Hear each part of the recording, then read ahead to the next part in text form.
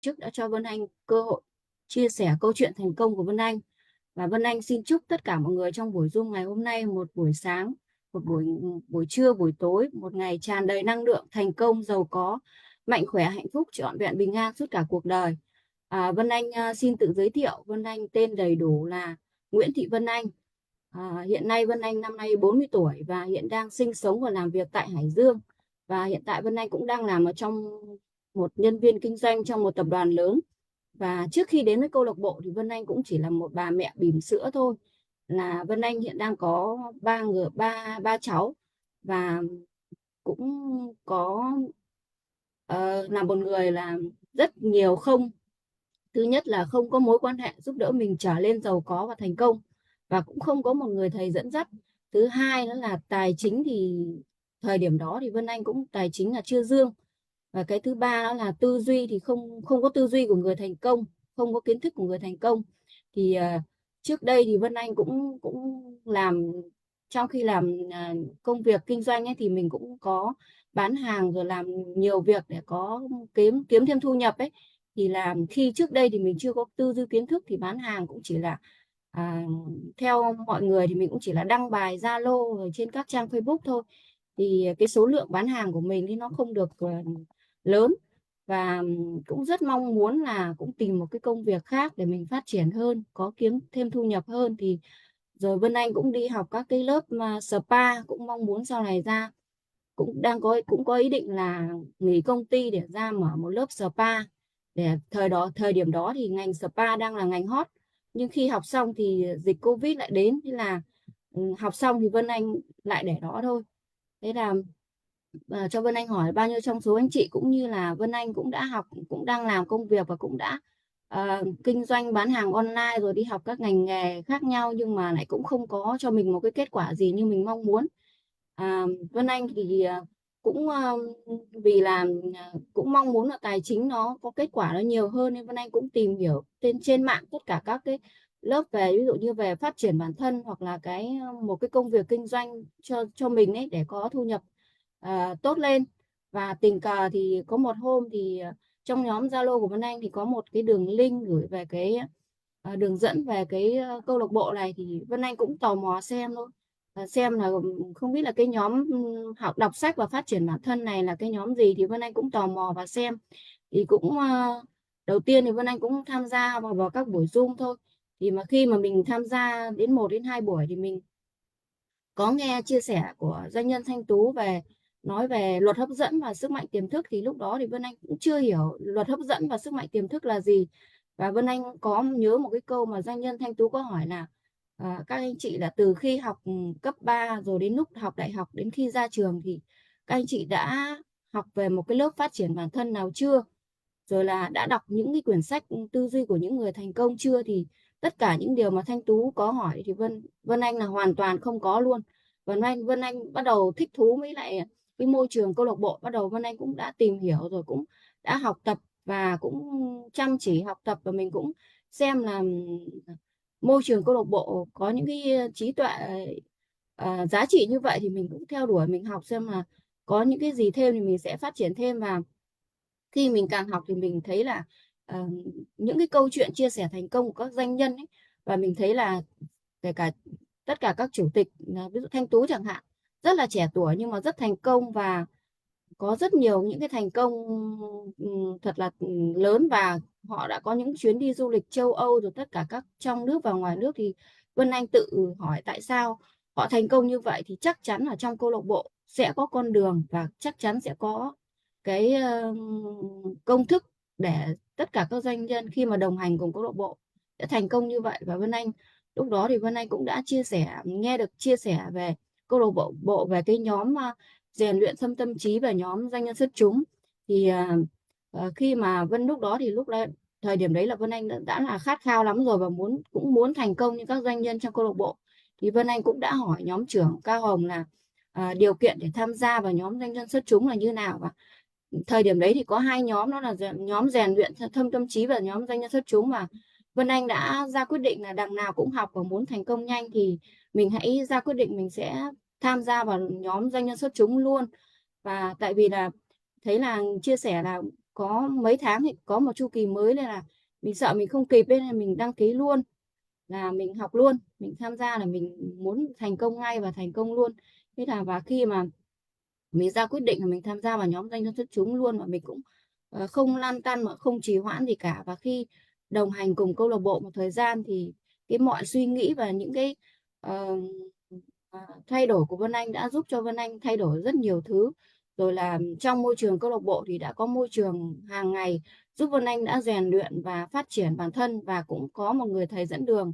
Và khi mà Vân Anh học tập và đồng hành chăm chỉ kiên trì cùng câu lạc bộ thì đã ứng dụng tất cả những công thức của câu lạc bộ trên chính cơ thể của mình, và ứng dụng cho cái công việc kinh doanh của mình, thì là mình cảm thấy là dễ dàng hơn, và cái khách hàng đến với mình nhiều hơn như mình mong muốn. Và điều đó chứng tỏ là cái lúc mình khát khao, mình mong muốn, thì là đó là chính là cái vũ trụ đã mang cho mình đến một cái môi trường của câu lạc bộ, đã giúp cho mình là một con người thầy dẫn đường, và có môi trường câu lạc bộ giúp cho mình đã thành công hơn. Là đấy là cái vũ trụ đã ban cho mình một cái sự may mắn, một cái con đường vũ trụ đã để mình học tập và phát triển. Và khi mà Vân Anh đồng hành cùng câu lạc bộ thì cũng có rất nhiều những thành công.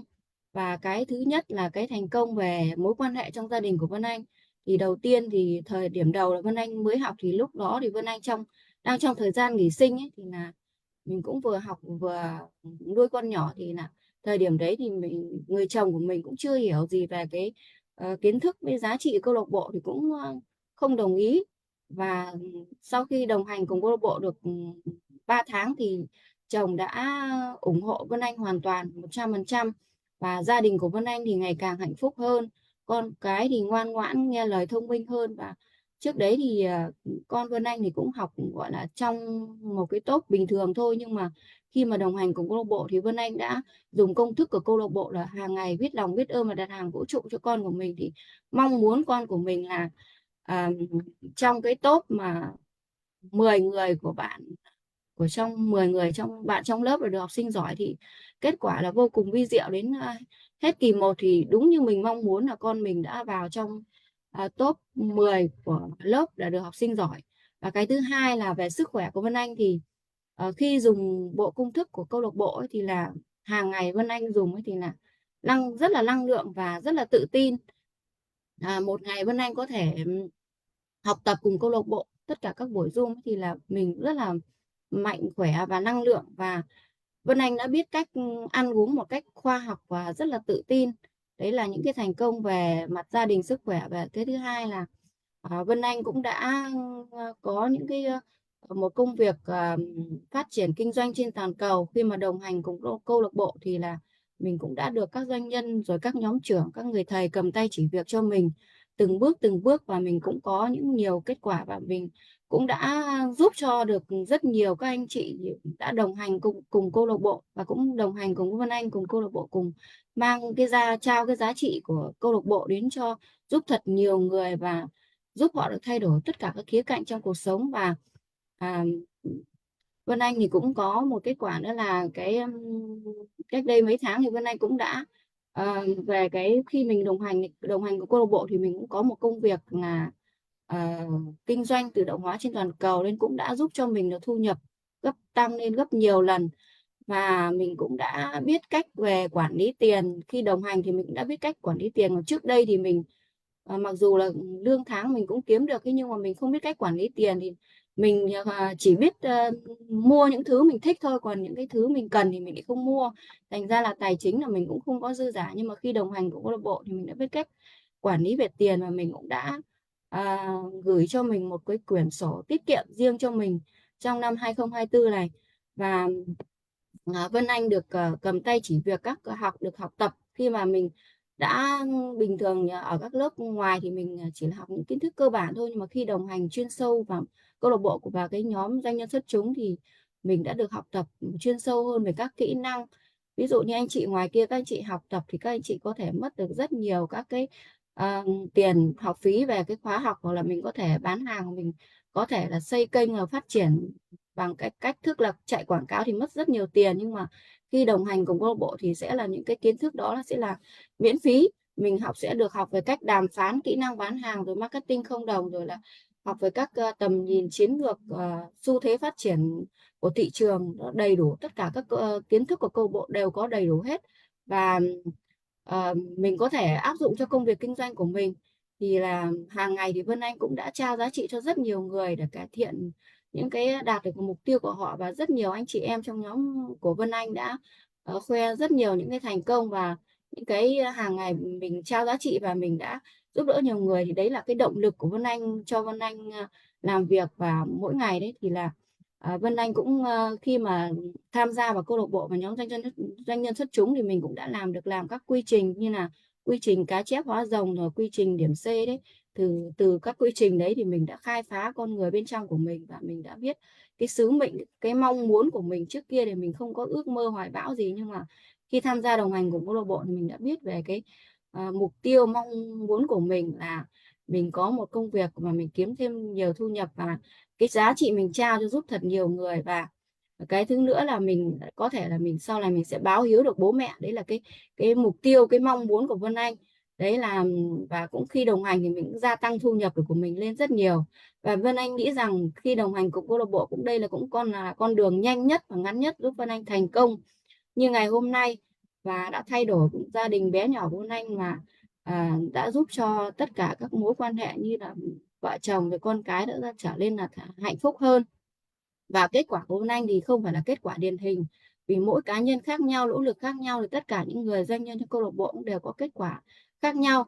Và Vân Anh hỏi là bao nhiêu trong số anh chị ở đây mong muốn thay đổi tất cả các khía cạnh trong cuộc sống, như về sức khỏe, mối quan hệ, về tài chính, giống như Vân Anh ạ?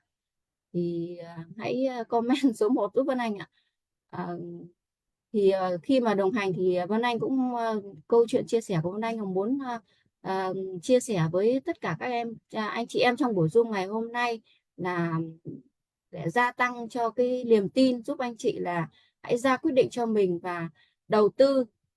Cái thứ nhất, quan trọng nhất là đầu tư cho trí tuệ của mình, để giúp anh chị có thể kiếm thật nhiều tiền, và giúp anh chị có thể bứt phá được, thay đổi và kiến tạo cái con đường cuộc đời của mình. Thay vì mình trông chờ ai thì mình hãy tự kiến tạo cho cái cuộc đời của mình.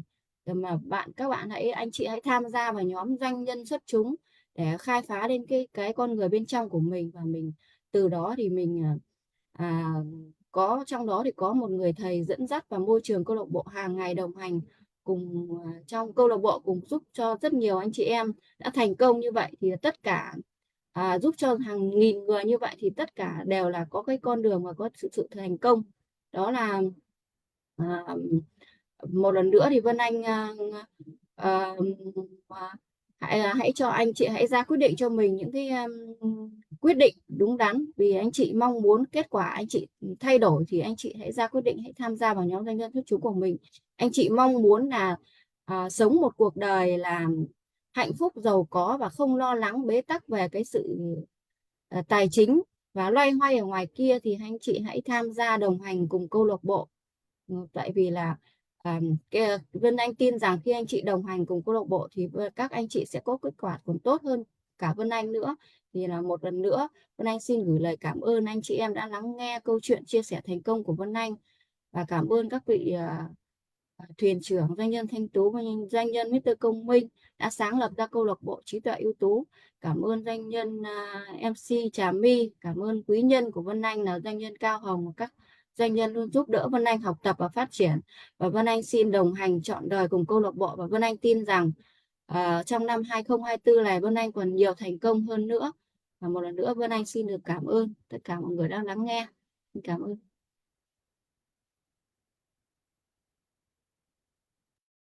Wow, vô cùng tuyệt vời. Lòng mình đón nhận sự thành công của chị doanh nhân Vân Anh. Anh chị ơi, tất cả những gì chị Vân Anh nói hoàn toàn chính xác đó anh chị. Đúng anh chị, hoàn toàn chính xác. Và bao nhiêu anh chị mong muốn tôi trở nên vừa đẹp, vừa giàu, vừa xinh thì comment lên khung chat tôi đi anh chị. Nếu như anh chị mong muốn trở nên vừa đẹp, vừa xinh, vừa giàu thì anh chị hãy ra quyết định ngay bây giờ, ngay lúc này là tôi có mặt trong tất cả các buổi Zoom của câu lạc bộ trí tuệ ưu tú. Tôi có mặt trong Zoom 90 ngày nâng tầm cuộc sống của câu lạc bộ trí tuệ ưu tú lên vở của mình đi anh chị. Thời khắc anh chị ra quyết định thì số mệnh anh chị được hình thành, và đây là bí kíp đã giúp cho rất là nhiều anh chị có mặt trong Zoom 90 ngày nâng tầm cuộc sống đó anh chị nha.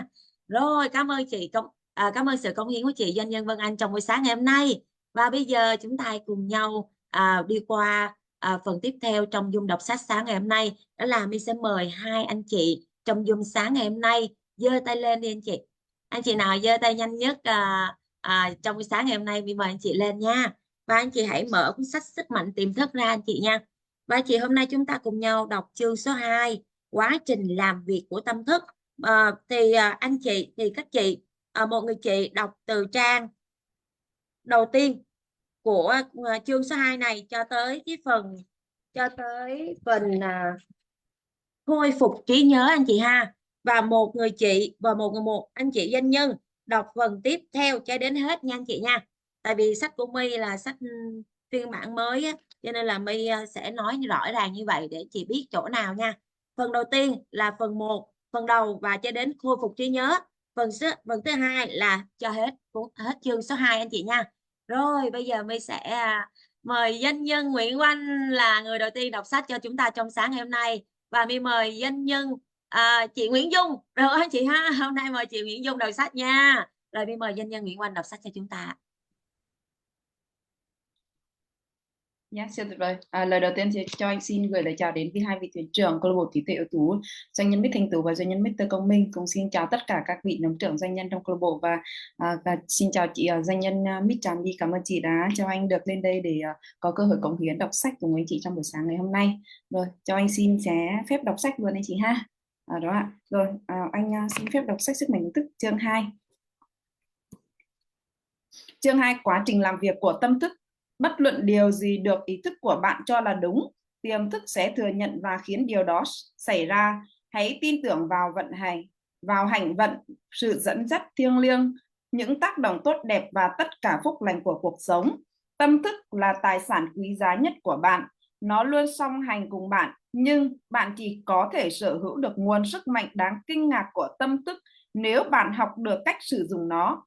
Như chúng ta đã biết, có hai cấp độ của tâm thức: ý thức hay còn gọi là cấp độ lý trí và tiềm thức hay còn gọi là cấp độ phi lý trí. Bạn tư duy bằng ý thức và bất kỳ điều gì bạn quen nghĩ đến sẽ lắng đọng vào tiềm thức, để rồi sau đó nó sẽ tạo ra bản chất các ý nghĩ của bạn. Tiềm thức là trung tâm cảm xúc của bạn, nó là tâm thức sáng tạo. Nếu bạn nghĩ đến điều lành sẽ tới. Nếu bạn nghĩ đến điều dữ sẽ theo. Đó chính là cách làm việc của tâm thức. Cần nhớ rằng một khi tiềm thức chấp nhận một ý niệm, nó sẽ bắt đầu thực hiện ý niệm đó. Dù ý niệm đó là tốt hay là xấu, tiềm thức vẫn vận hành theo đúng quy luật của nó. Chính vì vậy, khi quy luật này được áp dụng theo cách tiêu cực, nó sẽ là nguyên nhân gây ra thất bại, đổ vỡ và bất hạnh. Ngược lại, khi thói quen suy nghĩ của bạn mang tính xây dựng và hài hòa, bạn sẽ cảm nhận được sức khỏe hoàn hảo, sự thành công và phát đạt. Khi bắt đầu suy nghĩ và cảm nhận một cách đúng đắn, chắc chắn bạn sẽ cảm thấy cơ thể khỏe mạnh và tinh thần thoải mái. Bất cứ điều gì lòng bạn xác quyết và cảm nhận là thật, tiềm thức sẽ tiếp nhận và khởi phát thành kinh nghiệm của bạn. Tất cả những gì bạn phải làm là để cho tiềm thức chấp nhận ý niệm của bạn. Một khi điều đó xảy ra, quy luật của tiềm thức sẽ mang lại sức khỏe, sự an bình và thịnh vượng mà bạn khao khát. Bạn chỉ cần đưa ra mệnh lệnh và tiềm thức sẽ sao chép chính xác ý niệm được ghi khắc trong nó. Đây là quy luật của tâm thức. Sự phản ứng hoặc hưởng ứng bạn nhận được từ tiềm thức sẽ tùy thuộc vào bản chất của ý niệm mà bạn lưu giữ trong ý thức. Các nhà tâm lý học và tâm thần học nhấn mạnh rằng khi những ý nghĩ được truyền tải đến tiềm thức, dấu ấn của nó sẽ được tạo ra trong các tế bào não. Ngay khi tiềm thức chấp nhận một ý niệm nào, nó lập tức triển khai thực hiện ý niệm đó. Vì vận hành nhờ sự liên kết các ý niệm, nên nó sử dụng mọi mảnh tri thức mà bạn đã thu nhập trong suốt cuộc đời để thực hiện mục đích của nó. Nhờ đến sức mạnh, vô lượng quyền năng và vô lượng minh triết bên trong bạn. Nó kết nối tất cả các quy luật của tự nhiên để đạt được ý đồ của nó. Đôi khi nó có thể đưa ra lời giải đáp cho những khó khăn của bạn một cách tức thì, nhưng cũng có lúc phải mất nhiều ngày, nhiều tuần hoặc lâu hơn. Khác biệt giữa ý thức và tiềm thức. Cần nhớ rằng ý thức và tiềm thức không phải là hai tâm thức, chúng chỉ là hai khu vực hoạt động bên trong một tâm thức. Ý thức của bạn là lý trí, chính mặt đó của tâm thức thực hiện sự lựa chọn. Chẳng hạn, bạn lựa chọn đọc sách gì, mua ngôi nhà thế nào và mẫu bản đời ra sao. Bạn thực hiện tất cả những quyết định bằng ý thức của mình. Mặt khác, khi không có bất kỳ sự lựa chọn chủ tâm từ phía bạn, trái tim bạn vẫn không ngừng vận động một cách tự nhiên và các chức năng sống còn như tiêu hóa, tuần hoàn và hô hấp được tiến hành bởi tiềm thức của bạn qua những quá trình độc lập với sự kiểm soát của ý thức. Tiềm thức chấp nhận những gì được ghi khắc lên nó hoặc những gì bạn tin tưởng một cách có ý thức. Nó không suy luận sự việc như ý thức vẫn làm và nó cũng không tranh luận với bạn. Tiềm thức giống như một mảnh đất tiếp nhận bất kỳ loại hạt giống nào dù tốt hay xấu. Những ý nghĩ tích cực là hạt giống, những ý nghĩ tiêu cực không có tính chất xây dựng cũng hoạt động âm ỉ trong tiềm thức của bạn. Và không sớm thì muộn, chúng sẽ lộ diện thành hình như một kinh nghiệm bên ngoài phù hợp với thực chất của chúng. Hãy nhớ rằng tiềm thức của bạn không can dự vào việc xác minh liệu những ý nghĩ của bạn là tốt hay xấu, đúng hay là sai. Nó chỉ hưởng ứng theo bản chất của những ý nghĩ hoặc ý định của bạn. Chẳng hạn, nếu bạn cố ý coi một cái gì là đúng, cho dù nó có thể sai, thì tiềm thức sẽ nhìn nhận nó là đúng và bắt đầu đưa đến những kết quả tất yếu sẽ xảy ra vì bạn đã chủ tâm thừa nhận nó là đúng. Nghiên cứu thực nghiệm của các nhà tâm lý học đã tiến hành vô số thí nghiệm trên những người đang trong trạng thái bị thôi miên.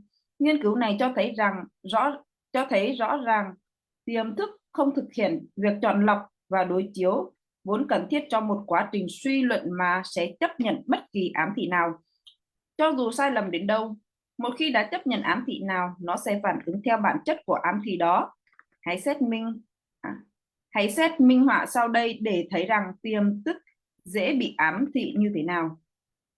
Nếu một nhà thôi miên lão luyện ám thị với một người rằng người đó là Napoleon Bonaparte hoặc thậm chí là một con mèo hay con chó, thì đối tượng sẽ nhập vai một cách chính xác không thể bắt chước được.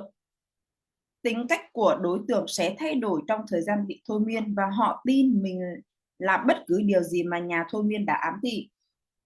Một nhà thôi miên tài ba có thể ám thị một sinh viên rằng lưng cô bị ngứa, người thì mũi đang chảy máu, người là bức tường cẩm thạch và người thì bị đóng băng ở nhiệt độ âm. Theo đó, mỗi người sẽ cư xử theo nội dung ám thị đặc biệt của mình, hoàn toàn lãng quên ngoại cảnh xung quanh vốn không liên quan đến sự ám thị thôi miên.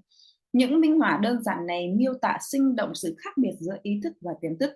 Vì thế, điều quan trọng là phải chọn lọc những ý nghĩ, ý niệm nào có thể truyền cảm hứng và đong đầy niềm hân hoan trong tâm hồn bạn. Làm sáng tỏ thuật ngữ tâm thức chủ quan và tâm thức khách quan. Đôi khi ý thức coi là tâm thức khách quan vì lẽ nó xử trí những đối tượng bên ngoài. Tâm thức khách quan nhận thức thế giới khách quan. Phương tiện quan sát của nó là ngũ quan của bạn. Tâm thức khách quan là kẻ đưa đường chỉ lối trong sự giao tiếp đối với môi trường quanh bạn. Bạn thủ đắc tri thức thông qua ngũ quan. Tâm thức khách quan học hỏi thông qua sự quan sát, kinh nghiệm và sự giáo dục. Như trước đó đã chỉ ra, chức năng quan trọng nhất của tâm thức khách quan là suy luận. Giả sử bạn là một trong hàng trăm ngàn du khách đến tham quan vườn quốc gia Canyon mỗi năm, bạn hẳn sẽ đi đến kết luận rằng đó là một trong những kỳ quan thiên nhiên kỳ diệu nhất thế giới. Kết luận này hẳn được dựa trên sự quan sát của bạn về độ sâu lạ thường của nó, hình thể phức tạp của kết cấu đá, thảm màu sắc óng ánh tráng lệ giữa những tầng lớp địa chất. Đây là việc làm của tâm thức khách quan. Tiềm thức được coi là tâm thức chủ quan. Tâm thức chủ quan nhận thức môi trường của nó, nhưng không phải bằng các giác quan của cơ thể. Tâm thức chủ quan lĩnh hội bằng trực giác. Nó là trung tâm của những cảm xúc và là kho lưu trữ của trí nhớ. Tâm thức chủ quan thực hiện chức năng cao nhất của nó khi các giác quan không hoạt động.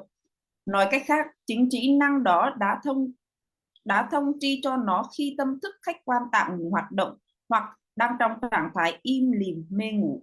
Tâm thức chủ quan nhìn nhưng không dùng đến cơ quan thị giác tự nhiên. Nó có khả năng thấu thị và thấu tính. Nó có thể nhìn thấy và nghe thấy những sự việc đang diễn ra ở nơi khác. Tâm thức chủ quan có thể rời khỏi thân xác, chu du đến những nơi xa xôi và mang về những thông tin với sự chính xác và trung thực nhất.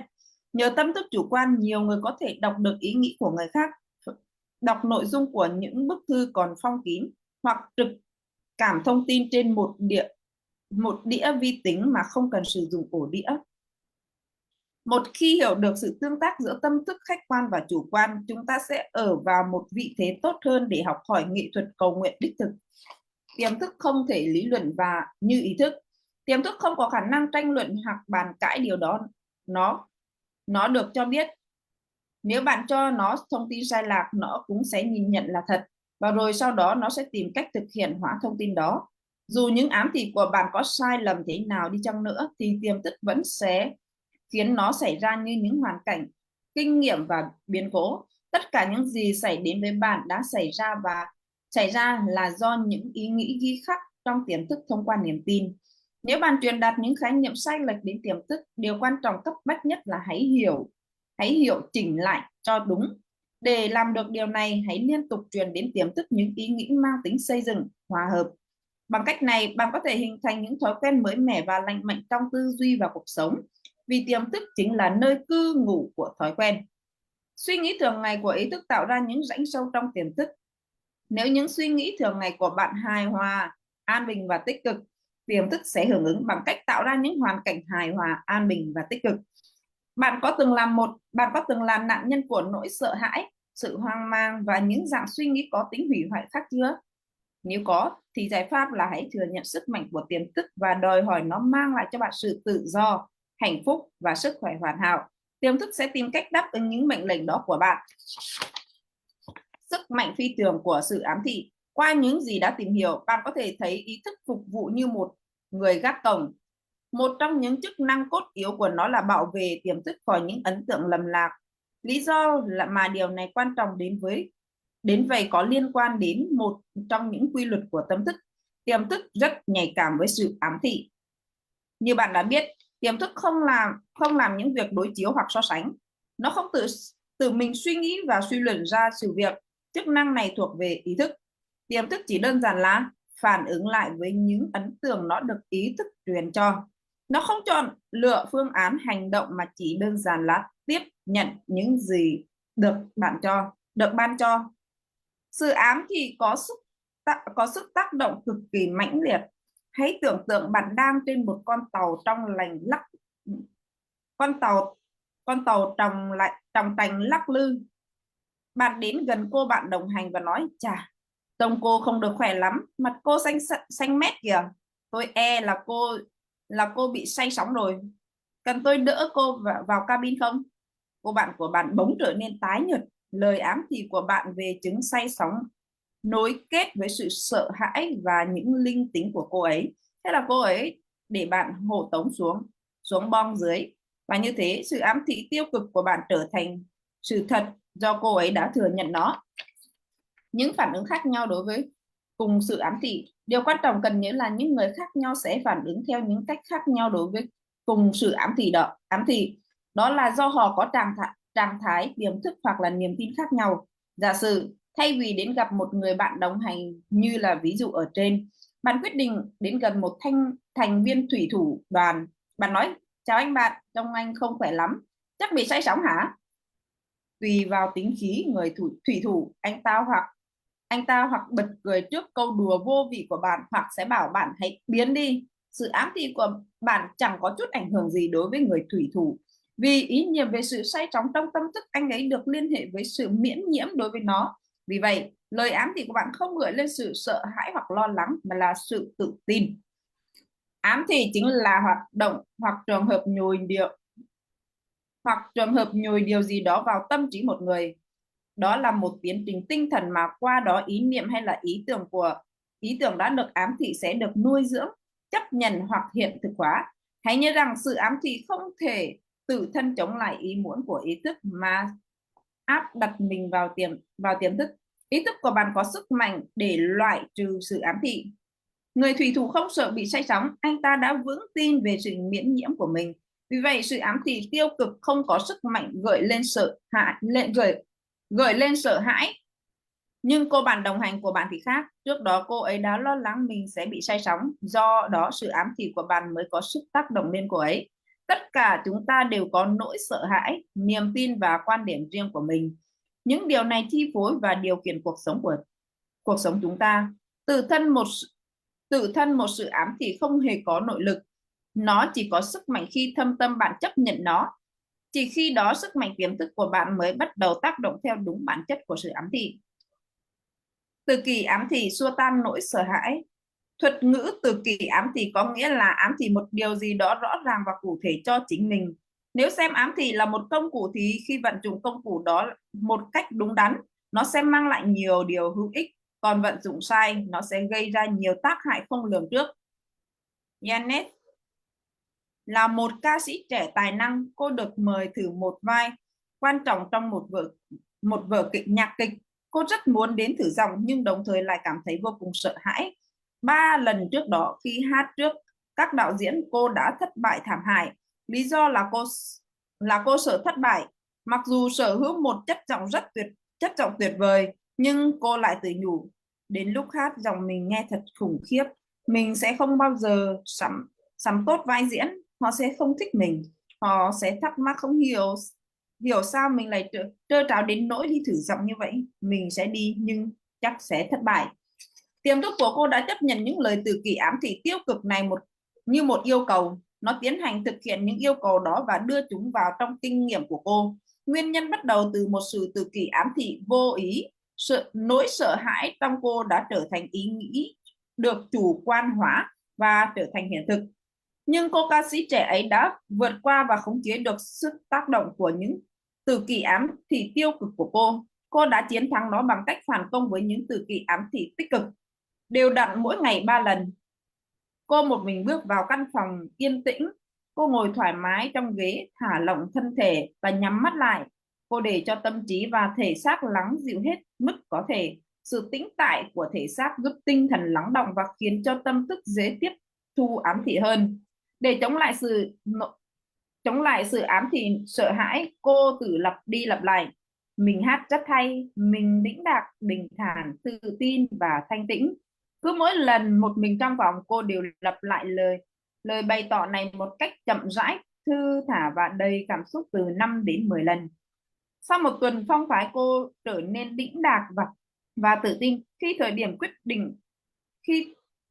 quyết định đến, cô đã có một buổi thử giọng tuyệt vời và được phân vai diễn. Hãy triển khai một kế hoạch rõ ràng để truyền tải những yêu cầu hoặc mong muốn của bạn đến tiềm thức. Đừng bao giờ nói tôi không thể. Hãy khắc phục nỗi sợ hãi bằng những ám thị tích cực. Bằng sức mạnh của tiềm thức, tôi biết mình có thể làm được. Khôi phục trí nhớ. Một phụ nữ 75 tuổi rất tự hào về trí nhớ của mình. Như nhiều người khác, thỉnh thoảng bà cũng có đáng trí vài việc, nhưng bà không quá bận tâm. Tuy nhiên, khi có tuổi hơn, bà bắt đầu để ý những việc đó và cảm thấy rất lo lắng. Mỗi lần quên điều gì đó, bà lại tự nhủ chắc là mình lú lẫn vì già rồi. Hậu quả của sự tự kỷ ám thị tiêu cực này là bà ngày càng đáng trí và gần như không thể nhớ được gì. Bà bắt đầu cảm thấy tuyệt vọng, nhưng rồi sau đó may thay bà nhận ra bà đang tự hủy hoại chính mình. Thế là bà quyết tâm thay đổi để cải thiện tình hình. Mỗi khi cảm thấy ý nghĩ mình đã mất trí sắp xuất hiện, bà liền tìm mọi cách để ngăn lại. Hơn thế nữa, bà đã chủ tâm đảo ngược tiến trình. Bà thường xuyên thực hành sự tự kỷ ám thị tích cực vài lần mỗi ngày. Bà luôn tự nhủ: từ hôm nay trở đi, trí nhớ của mình đang được cải thiện dần. Mình sẽ luôn nhớ bất cứ điều gì mình muốn, bất cứ lúc nào và bất cứ ở đâu. Những ấn tượng mình nhận được sẽ luôn sáng sủa và rõ ràng. Mình sẽ nhớ chúng một cách tự động và dễ dàng. Bất kỳ điều gì mình muốn nhớ lại sẽ lập tức hiện trong trí óc mình một cách chính xác.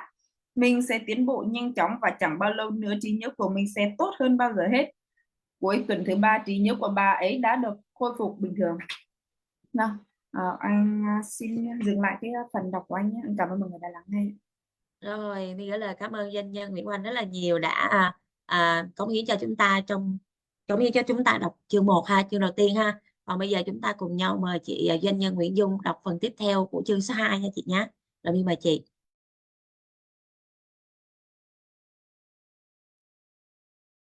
Lời đầu tiên cho Dung xin gửi lời chào đến doanh nhân Miss Thanh Tú và doanh nhân Mr. Công Minh, cũng như cảm ơn MC Trà My đã cho Dung tiếp tục đọc sách ạ.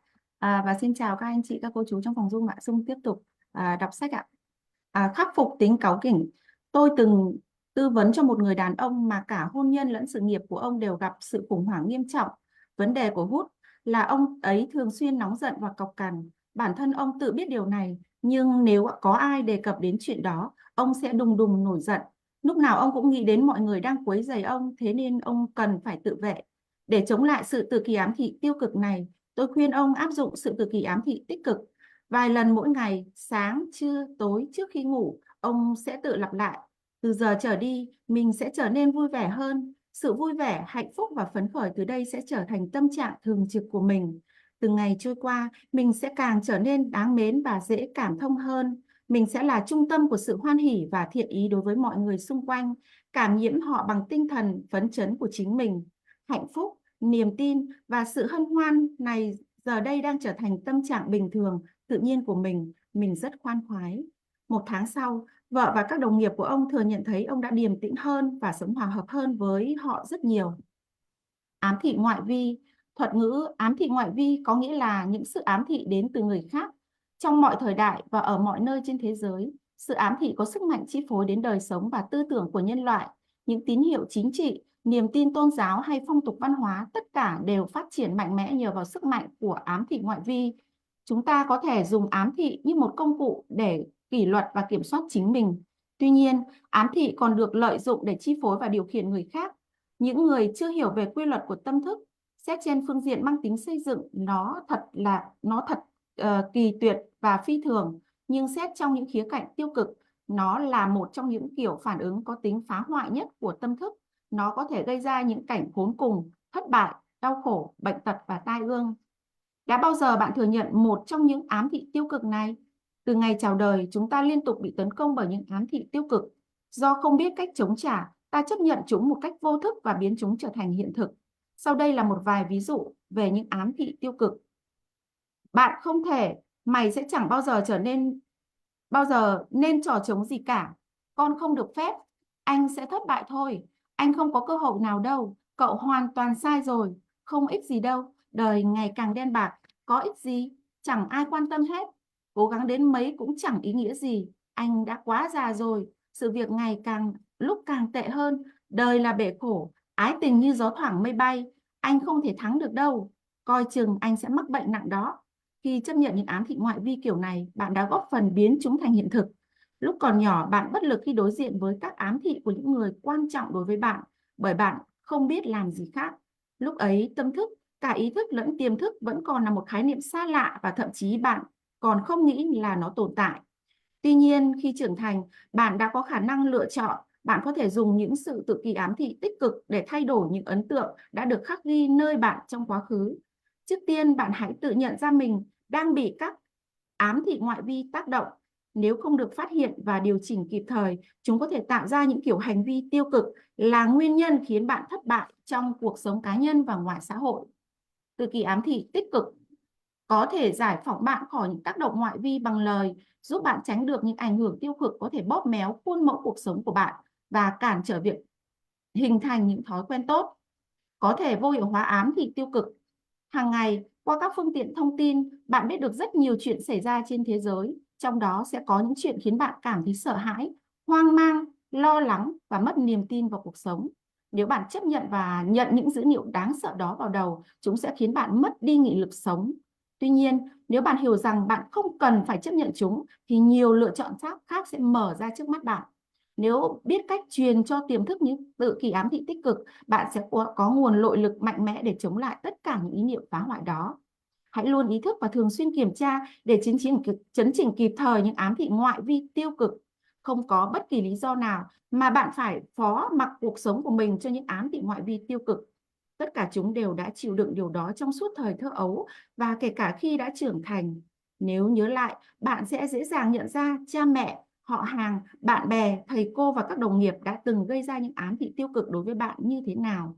Những ám thị ngoại vi tiêu cực chẳng qua chỉ là một hình thức tuyên truyền không đúng đắn nhằm chi phối và tác động đến tư duy của bạn. Quá trình ám thị ngoại vi diễn ra mọi nơi, trong gia đình, ở công ty, trường học và tổ chức. Bạn sẽ thấy rằng có những ám thị ngoại vi khiến bạn suy nghĩ, cảm nhận và hành động một cách ngu muội. Theo cách đó, có lợi cho người đã ám thị và gây nhiều thiệt hại cho chính bản thân mình. Ám thị có thể kết liễu một sinh mạng. Một người họ hàng xa của tôi đã tìm đến một bà thầy bói trứ danh ở Ấn Độ và nhờ bà này coi tương lai cho ông. Bà thầy bảo rằng ông bị tim nặng và bà ta tiên đoán ông sẽ chết vào tháng tới. Người bà con của tôi vô cùng kinh hãi. Ông gọi mọi người trong gia đình lại và kể về lời tiên tri đó. Ông còn gặp luật sư để thảo sẵn di chúc. Khi tôi cố giải thích và trấn tĩnh ông để lôi ông ra khỏi sự xác tín đó, ông vẫn kiên quyết khẳng định rằng bà thầy ấy là người có quyền năng huyền bí phi thường, rằng bà ta có thể tạo phúc hay giáng họa cho những người bà tiếp xúc. Ông tin chắc như vậy. Thời gian một tháng càng rút ngắn, ông càng trở nên xa cách và lãnh đạm. Một tháng trước, người đàn ông này còn hạnh phúc, khỏe mạnh, sôi nổi và tráng kiệt. Vậy mà giờ đây ông ta đã trở thành một phế nhân. Vào ngày mà bà thầy bói tiên đoán ông sẽ chết, ông đột ngột bị một cơn đau tim dữ dội. Ông đã chết mà không biết rằng mình chính là nguyên nhân của cái chết đó. Người họ hàng của tôi đã tự giết mình khi để cho sự ám thị tiêu cực đó xâm nhập và làm chủ tiềm thức. Ông tin vào quyền năng của bà thầy bói, vì vậy ông đã hoàn toàn chấp nhận lời tiên tri của bà ta. Hãy xem xét lại những gì đã xảy ra dựa trên những hiểu biết của chúng ta về cách hoạt động của tiềm thức. Bất kỳ điều gì mà ý thức tin, tiềm thức sẽ chấp nhận và hành động theo. Khi tìm đến bà thầy bói, người họ hàng của tôi đã ở trong một trạng thái dễ bị ám thị, bởi ông đã chủ động tìm đến bà ta nên sẽ nghe và tin những gì bà ta nói. Trong trường hợp này cũng giống với việc khi hệ miễn dịch của bạn suy yếu, bạn sẽ rất dễ bị bệnh tật tấn công. Bà ta đưa ra một lời ám thị tiêu cực và ông ấy đã chấp nhận nó, rồi ông trở nên kinh hãi, hoang mang, suy sụp và chỉ nghĩ đến ngày mình sẽ chết. Chính nỗi sợ hãi ấy đã len lỏi vào tiềm thức, khiến tiềm thức của mình nhận nó là sự thật và tìm cách hiện thực hóa lời ám thị đó. Người đàn bà đã tiên đoán cái chết của ông chẳng hề có quyền năng thần bí gì cả. Tự thân lời ám thị của bà ta đã không có sức mạnh tạo ra hoặc đưa tới cái chết kết cục như bà ta dự báo. Nếu biết những quy luật về tâm thức, chắc hẳn ông đã có thể loại trừ sự ám thị tiêu cực đó. Chỉ cần không để tâm đến những lời nói của bà ta, ông đã có thể thoải mái tiếp tục cuộc sống của mình với những niềm tin vững chắc rằng ông chỉ bị ảnh hưởng bởi chính ý nghĩ và cảm xúc của mình. Lời tiên tri của bà thầy bói chẳng qua chỉ là một quả bóng cao su ném vào chiếc xe tăng bọc thép, nên thật ra ông hoàn toàn có thể vô hiệu hóa sự ám thị đó mà không hề tổn hại đến bản thân mình. Thế nhưng vì thiếu hiểu biết, ông đã để nó giết chết mình. Về bản chất, những lời ám thị của người khác hoàn toàn không có chút tác động nào đối với bạn. Nếu nó ẩn chứa một sức mạnh nào đó, thì đó do bạn đã tiếp cho chúng một thông qua niềm tin và ý nghĩ của mình. Vì vậy, hãy nhớ rằng bạn có toàn quyền lựa chọn. Hãy chọn cuộc sống, hãy chọn tình yêu, hãy chọn sức khỏe. Sức mạnh của một đại tiền đề giả định. Ngay từ thời Hy Lạp cổ đại, các triết gia và nhà lý luận học đã nghiên cứu hình thức lập luận gọi là tam đoạn luận. Tâm thức của bạn suy luận theo các tam đoạn luận. Điều này có ý nghĩa là bất kỳ đại tiền đề nào mà ý thức của bạn cho là thật, nó sẽ chi phối đến phần kết quả và tiềm thức của bạn hướng đến, bất luận vấn đề đó là gì. Nếu những tiền đề của bạn là đúng, phần kết luận cũng phải đúng. Chẳng hạn, tất cả những sự vật được tạo thành đều biến đổi và tiêu vong. Các kim tự tháp Ai Cập là những sự vật được tạo thành, vì thế các kim tự tháp Ai Cập sẽ biến đổi và tiêu vong. Hoặc mọi đức hạnh đều đáng ca ngợi, lòng tốt là một đức hạnh, vì vậy lòng tốt đáng ca ngợi. Trong hai ví dụ trên, câu đầu tiên đóng vai trò là đại tiền đề và kết luận đúng tất nhiên phải theo sau tiền đề đúng. Một vị giáo sư từng tham dự vài buổi nói chuyện về khoa học tâm thức của tôi ở tòa thị chính thành phố New York đã thổ lộ với tôi, mọi thứ trong cuộc sống của tôi đều đảo lộn, tôi mất hết của cải và bạn bè, hễ tôi mó tay vào việc nào là hỏng bét việc đó. Tôi đã giải thích rằng những vấn đề đó của ông đã xảy đến một cách hợp lý theo đại tiền đề tự diệt của ông. Nếu muốn cuộc sống thay đổi, ông phải biết thiết lập một đại tiền đề mới mẻ trong suy nghĩ của mình. Ông cần phải nhìn nhận sự thật rằng vô lượng trí huệ của tiềm thức sẽ đưa đường, dẫn lối và kích phát ông về mặt tinh thần, trí tuệ và cả thể chất. Một khi đã chấp nhận điều đó, tiềm thức sẽ tự động có những chỉ dẫn khôn ngoan giúp ông quyết định một cách chính xác, mang lại sự an bình và thanh tịnh cho tâm hồn. Thế là vị giáo sư này đã xác lập một bức tranh toàn diện về cuộc sống mà ông hướng tới. Sau đây là đại tiền đề của ông. Vô lượng trí huệ dẫn dắt và chỉ bảo cho tôi trên mọi nẻo đường. Sức khỏe hoàn hảo là của tôi. Quy luật hài hòa vận hành trong tâm thức và thể xác của tôi. Cái đẹp, tình yêu, sự an bình và giàu có thuộc về tôi. Những nguyên tắc của chính nghiệp và trật tự tự nhiên chi phối tất cả cuộc đời tôi. Tôi biết đại tiền đề của tôi dựa trên những chân lý vĩnh cửu của cuộc sống. Và tôi biết, cảm nhận, tin tưởng rằng tiềm thức của tôi hưởng ứng theo bản chất tư tưởng của ý thức tôi. Sau đó ông đã viết cho tôi một bức thư kể lại sự tiến bộ của mình như sau. Mỗi ngày tôi lặp lại vài lần lời khẳng định trong đại tiền đề của tôi một cách chậm rãi và từ tốn và tha thiết. Tôi biết chúng đang lắng đọng vào tiềm thức của tôi. Bằng những quy luật của tâm thức, tôi tin chắc những kết quả tương ứng sẽ đến. Tôi biết ơn sâu sắc vì cuộc nói chuyện ông đã dành cho tôi, và tôi muốn nói thêm rằng tất cả mọi phương diện của cuộc sống của tôi đang thay đổi theo chiều hướng tốt hơn. Nó đã phát huy tác dụng. Tiềm thức không tranh luận. Tiềm thức của bạn hoàn toàn trí toàn thức. Nó biết câu trả lời cho mọi vấn đề. Tuy nhiên, nó không biết rằng nó biết. Nó không tranh luận với bạn hoặc cãi lại bạn. Nó không nói, anh không được tin vào tôi, những ám thị kiểu đó. Khi bạn nói, tôi không thể làm cái này, tôi bây giờ già quá rồi, tôi không thể kham nổi việc nhiệm vụ này, tôi sinh ra là đã nghèo khổ. Tôi không biết cư xử thật khéo léo, đó là bạn thấm nhuần tiềm thức của bạn với những tư tưởng tiêu cực, thế nên nó sẽ phản ứng nương theo đó. Khi dựng lên các chướng ngại, rào cản trong ý thức, bạn đã vô tình phủ nhận sự khôn ngoan và trí tuệ vốn có trong tiềm thức của mình. Theo đó, bạn nghĩ rằng tiềm thức không thể giải quyết vấn đề của bạn. Chính điều này dẫn tới sự tắc nghẽn về tinh thần và cảm xúc, theo sau là những khuynh hướng bệnh tật và loạn thần kinh.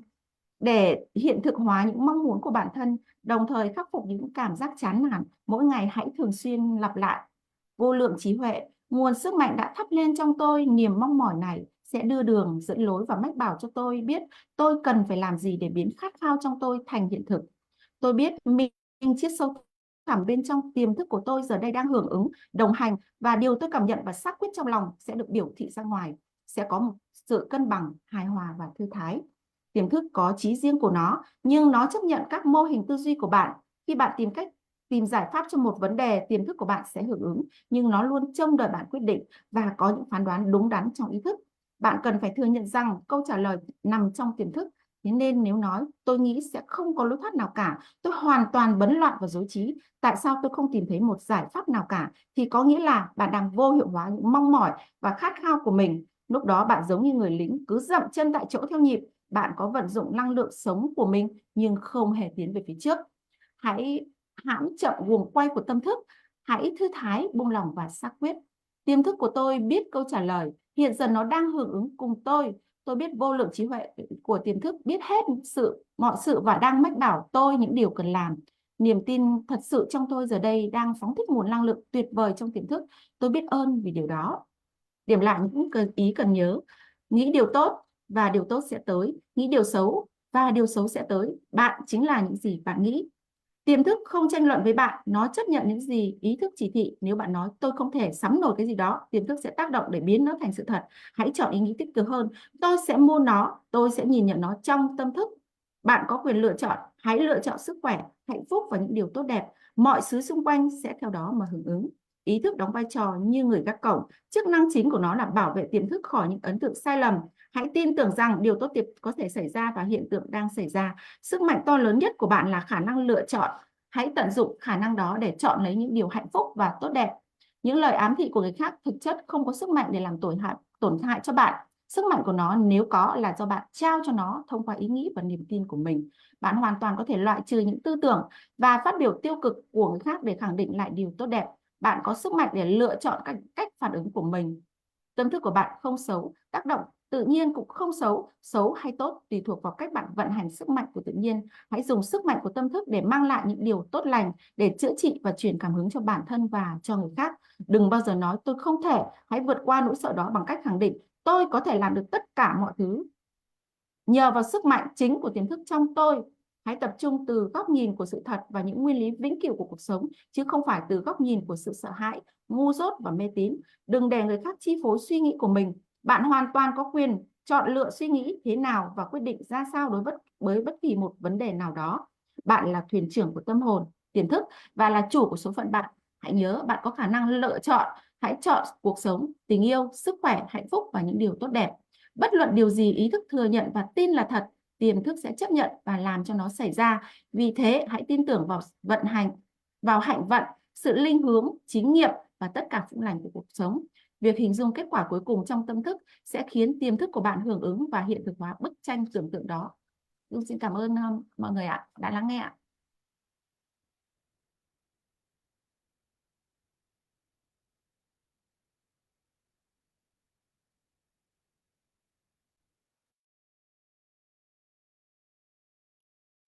Rồi, vô cùng tuyệt vời. Cảm ơn hai giọng đọc của hai vị doanh nhân Nguyễn Oanh và doanh nhân Nguyễn Dũng.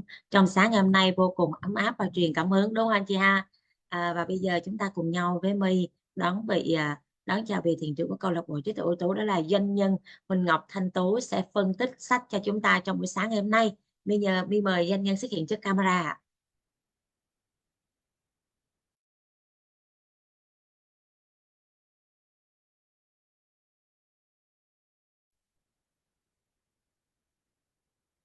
Rồi, ok.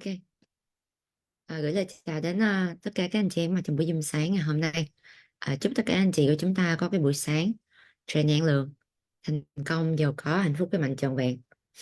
Và chúng ta cũng cùng với Tố anh chị nha. Gửi lời cảm ơn tới doanh nhân chị Trà My trong sáng nay đồng hành cùng chúng ta trong phần hành động đầu giờ, đúng không ạ? Cùng chúng ta rèn luyện thói quen những người thành công, kích hoạt quy trình buổi sáng, năng lượng buổi sáng rất là tuyệt vời. Gửi lời cảm ơn tới gọi là ban tổ chức vì đã hỗ trợ phòng Zoom, share quy trình, share sách, mở Zoom rất là sớm cho tất cả chúng ta. Gửi lời cảm ơn tới những vị quý nhân đã gieo duyên rất là cừ khôi giúp chúng ta biết môi trường câu lạc bộ. Gửi lời cảm ơn tới chính bản thân của mình vì đã lựa chọn sự phát triển. Và chúng ta cũng cùng với Tố anh chị gửi lời cảm ơn đến doanh nhân chị Vân Anh sáng hôm nay đã lên chia sẻ ăn mừng thành công trong buổi sáng hôm nay với những cái thành công rất là tuyệt vời trong quá trình học tập và ứng dụng những cái gọi là ứng dụng bộ công thức thành công của câu lạc bộ anh chị nha, để cải thiện về sức khỏe, mối quan hệ cũng như về tài chính của mình rất là nhiều. Đặc biệt là hiện tại thì chị đã xây dựng được cho mình một cái hệ thống kinh doanh trên internet anh chị, và đang phát triển ở 3 quốc gia rất là tuyệt vời anh chị nha. Chỉ sau gần 3 tháng, hơn 3 tháng thôi. Và trong số anh chị chúng ta cũng mong muốn rằng sau 3 tháng mình cũng là người thành công tiếp theo, có những cái thành công rất là tuyệt vời về gia đình, về sức khỏe, về mối quan hệ, và có được một cái hoạt động kinh doanh trên toàn cầu. Thì các anh chị comment tôi nè. Và kết quả của chị Vân Anh chị nha, không phải là điển hình, mỗi anh chị khác nhau, với từng sự nỗ lực và chăm chỉ khác nhau, với khát khao khác nhau thì sẽ cho ra kết quả khác nhau. Nhưng mà tôi tin chắc rằng nếu các anh chị chúng ta học tập nghiêm túc, ứng dụng cách nghiêm túc những cái kiến thức giá trị của câu lạc bộ, và kiên trì kiên định anh chị nha, thì Tú tin, và đúng đủ điều nữa, thì Tú tin chắc rằng các anh chị sẽ là người gọi là kết quả của chị Vân Anh ngày hôm nay là tương lai của mình, được không ạ? Chị Vân Anh thì chưa có chia sẻ về cái việc gia tăng thu nhập anh bao nhiêu lần, đúng không ạ? Hôm sau thì các anh chị mà chúng ta lên ăn mừng thành công, ta nhớ chia sẻ anh chị nha. Và chúng ta cũng gửi lời cảm ơn tới doanh nhân chị Nguyễn Oanh, doanh nhân chị Nguyễn Dung đã đọc sách cho chúng ta trong buổi sáng hôm nay. Cái chương ngày hôm nay rất là hay anh chị, gọi là hầu hết 20 cái chương sách trong quyển sách Sức Mạnh Thức thì chương nào cũng hay hết. Cho nên tôi mong là ngoài cái việc mà các anh chị đọc sách cùng với nhóm của mình buổi sáng ra, thì chúng ta cũng chủ động duy trì đọc ít nhất một ngày một chương sách anh chị, một chương về Sức Mạnh Thức, hoặc là những cái chương sách của những quyển sách mà câu lạc bộ chia sẻ, để chúng ta gia tăng cái sự hiểu biết của mình lên, để chúng ta biết được rằng cái điều gì đang tác động trực tiếp đến cuộc sống của mình, và cái điều gì nó đang quyết định cái sự thành công và thất bại của mình anh chị nha. Chứ không có cái điều gì nó xảy ra tự nhiên đâu. Không có điều gì mà ngẫu nhiên cả. Tất cả nó đều do chúng ta quyết định và đều do mình thu hút tới. Được không anh chị ơi? Rồi, thì bây giờ chúng ta sẽ cùng nhau rắc buổi phép màu anh chị nha, cho cái buổi Zoom sáng ngày hôm nay. Sau đó chúng ta sẽ cùng nhau vào cái phần phân tích đầu tiên của buổi sáng ngày hôm nay. Có thể là trong ngày hôm nay tôi sẽ chưa phân tích hết được chương 2 đâu anh chị, bởi vì đọc xong cái chương 2 là hết gần hết giờ rồi. Nhưng mà chúng ta sẽ phân tích những cái gọi là tôi sẽ chia làm hai phần, phần 1 là ngày hôm nay và phần 2 là ngày mai, được không ạ? Rồi bây giờ chúng ta sẽ cùng nhau rắc bụi phép màu nha. Cảm ơn anh chị rất là nhiều.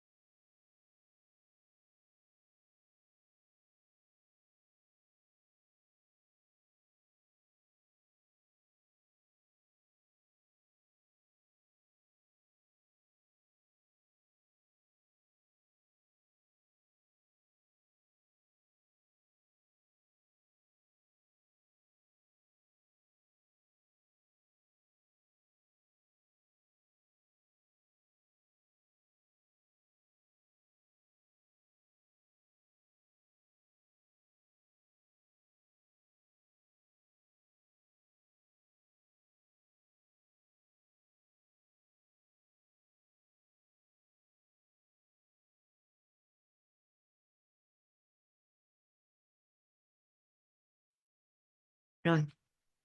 Rồi cho tôi hỏi có anh chị nào sáng hôm nay mình làm người mới không ạ? Anh chị nào mình làm người mới thì tôi cũng chia sẻ một xíu là câu lạc bộ chúng ta sáng hôm nay đi đọc quyển sách Sức Mạnh Tiềm Thức các anh chị nha.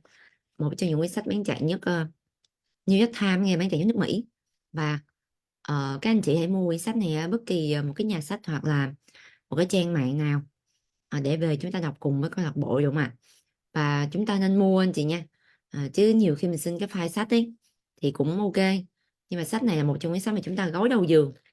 Nên là tôi nghĩ là chúng ta nên mua về. Đúng không ạ? Rồi, các anh chị thấy cái chương sách ngày hôm nay hay không ạ? Vào trong số anh chị chúng ta thấy vỡ hòa ra rất là nhiều những cái giá trị cũng như là hiểu hơn về lý do tại sao mà cuộc sống của mình đang thuận lợi rồi chưa thuận lợi hay là có những cái điều mà nó không may mắn nó tới với mình không ạ? Và nó đến không như mình mong muốn, mình cứ nghĩ rằng là cái điều như mình không muốn tại sao nó vẫn đến. Hay hay rất hay anh chị ạ. Ban tổ chức hỗ trợ cho Tú đồng chủ trì nha. Tú có thể là vẽ. Hôm nay chúng ta sẽ đi qua là ý thức và tiềm thức là gì anh chị? Và ngày mai chúng ta sẽ đi qua là những cái kỹ thuật cầu nguyện. Đúng không ạ? Các anh chị biết không, trong quyển sách này có rất là nhiều cái kỹ thuật luôn mà có thể biến cho những cái điều mà các anh chị khao khát nha trở thành sự thật. Thông qua cái việc ấy chính là chúng ta sẽ sử dụng cái con người phi thường bên trong của mình để thu hút những cái nguồn lực tới và giúp cho chúng ta hoàn thành mục tiêu. Nhưng mà các anh chị nhớ là nguồn lực tới thì mình phải hành động nha anh chị nha. Rồi.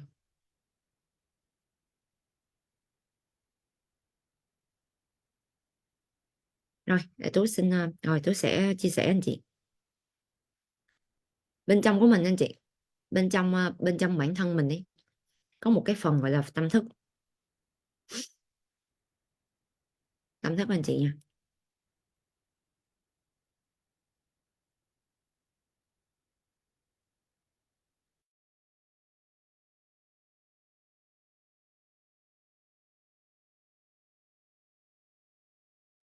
Và tâm thức của mình thì nó sẽ gồm hai phần. Ý thức là ở trên đây 5% nha. Và tiềm thức là 95%. Ý thức đó anh chị 5% có nhiệm vụ là ra quyết định và lựa chọn. Là mình đó anh chị. Và bản thân mình ấy là ý thức đó anh chị sẽ lựa chọn dựa trên những gì mình gọi là những gì mình thấy nè, mình nghe nè, mình trải nghiệm nè. Cho nên cái việc mà chúng ta cho cái ý thức này anh chị là bản thân của mình ở trong cái môi trường nào rất là quan trọng. cho mình tiếp xúc với ai rất là quan trọng anh chị nha. Tại vì chúng ta sẽ không thể nào có những lựa chọn nào khác, có nghĩa là chúng ta chỉ có thể lựa chọn những cái gì mà chúng ta được thông qua ba cái này thôi. Giống như tôi hỏi các anh chị một xíu nè, bao trong số anh chị trước khi biết đến câu lạc bộ, chúng ta không hề biết thiết lập mục tiêu là gì, mục tiêu tài chính, không biết thiết lập mục tiêu năm, không biết thiết lập mục tiêu 6 tháng, cũng không biết ô tô rồi xe rồi biệt thự, nói chung là những cái điều mà về cái sự giàu có hay là người thành công, người như thế nào thì chúng ta không hề có khái niệm luôn, trong đầu mình không có dữ liệu anh chị. Nó dẫn tới câu chuyện là chúng ta có cái niềm tin rằng là số của mình chỉ là số không giàu thôi, và mình chỉ tới đây thôi, chứ mình không thể nào mình có được những cái tại vì các anh chị không bao giờ, và các anh chị không, ngày xưa bao trong số anh chị rồi nghĩ rằng cái việc mà giàu có là phải do cái số, hoặc là gia đình phải giàu có, phải có cái này cái kia thì mới giàu được, và chúng ta nghe tới giàu có rồi chúng ta phớt lờ luôn. Thì comment tôi à.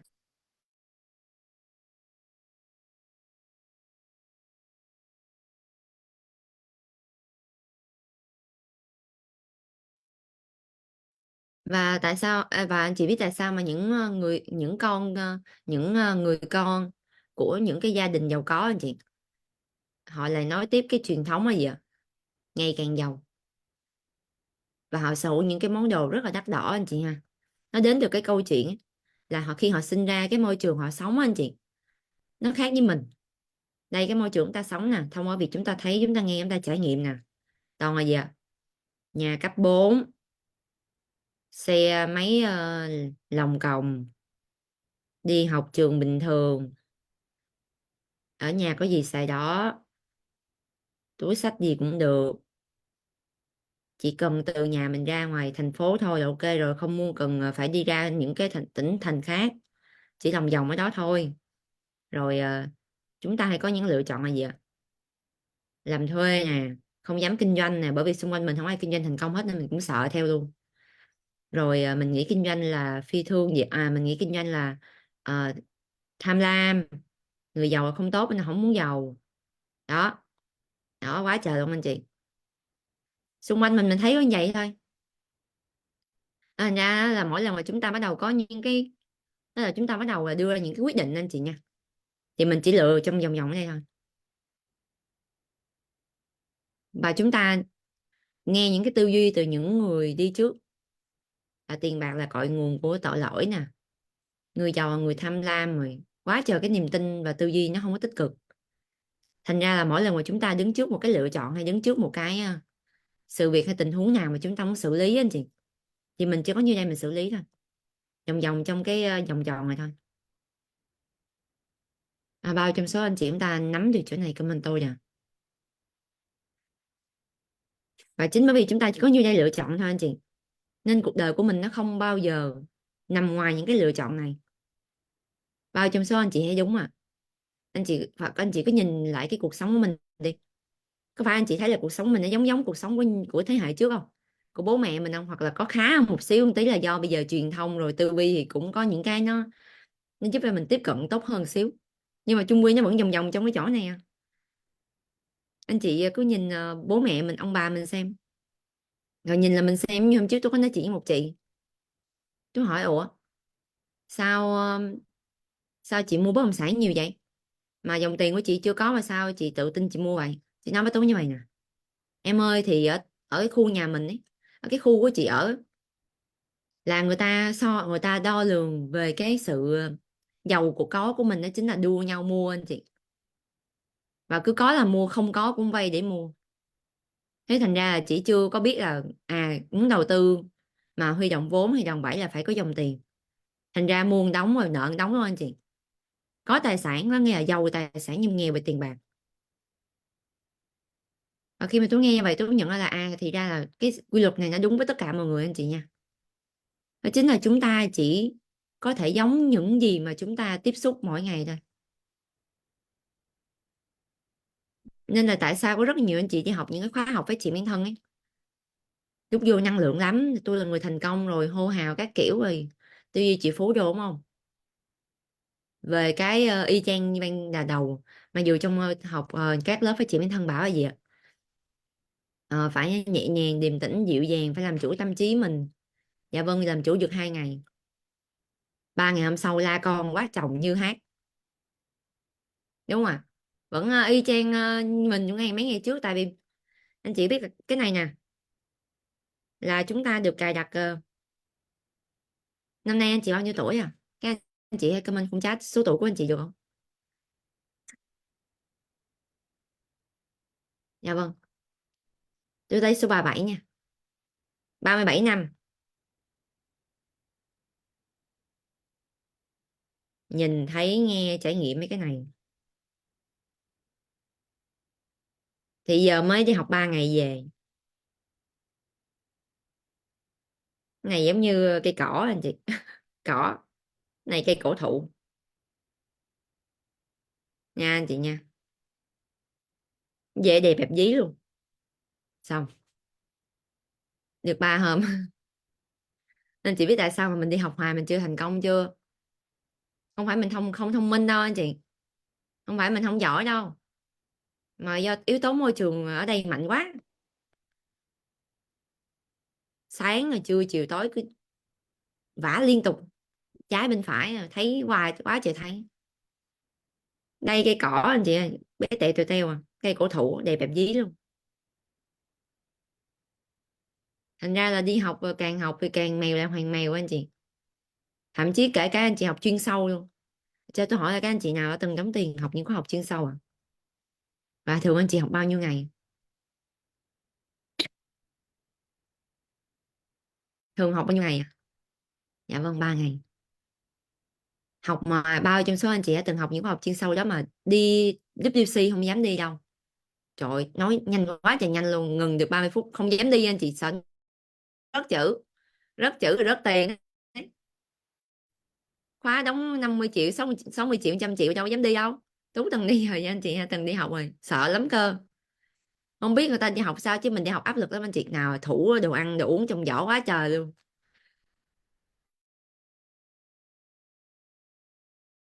Suy nghĩ như vậy nè, giờ thủ tới bây giờ có thể là đói mình không đi ra ngoài được, nhưng mà bây giờ WC không đi không, mà bây giờ ăn vô thì sẽ đi, mà không ăn thì sẽ đói, thế bây giờ chọn làm sao bây giờ? Một là tinh thần, hai là cái bụng của mình anh chị. Và ngày trước áp lực không biết anh chị đi học sao, tôi đi học với đó áp lực, áp lực vừa áp lực về tài chính, tại vì mình đi mượn tiền mình học mà chứ đâu có tài chính đâu. Các thao thành công quá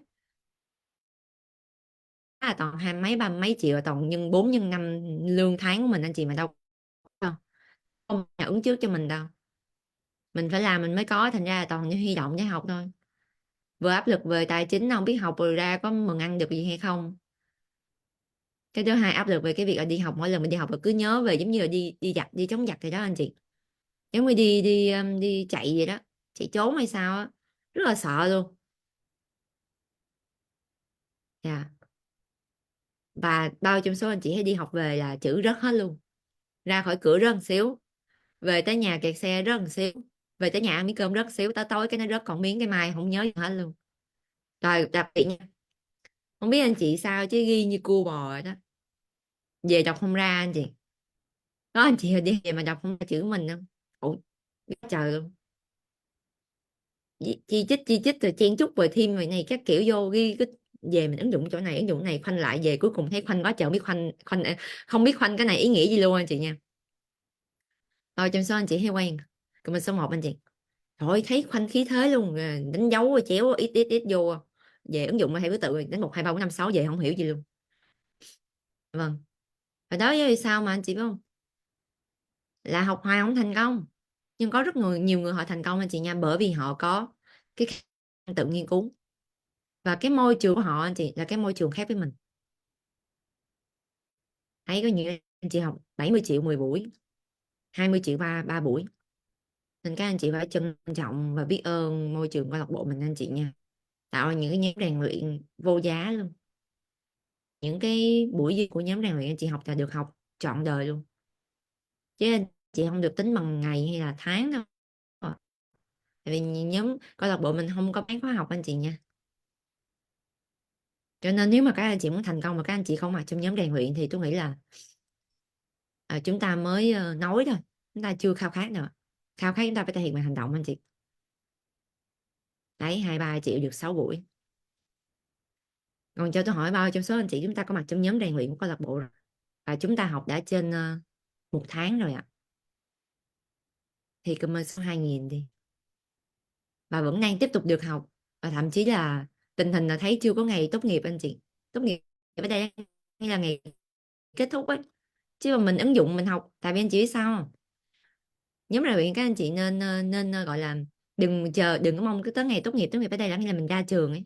Tại vì những cái kiến thức của nhóm rèn luyện các anh chị học là ngày càng anh chị là về nhiều tiền hơn, thành công hơn đó. Đúng rồi, rất đúng à. Ừ. Cho nên là những anh chị nào chưa có mặt trong nhóm rèn luyện ngày 26 tháng 2, chúng ta nhanh chóng đăng ký từ những người bạn của mình để được tham gia anh chị nha. Học sớm thành công sớm, đừng có lăn tăn ở ngoài nữa anh chị. Thật, tôi thấy chúng ta cứ lăn tăn ở ngoài cuối cùng thằng nào không vào. Có nhiều anh chị cứ suy nghĩ hoài, xong cuối cùng 1-2 tháng sau cũng vào, xong mà khi vào bảo biết thế chị vào sớm hơn.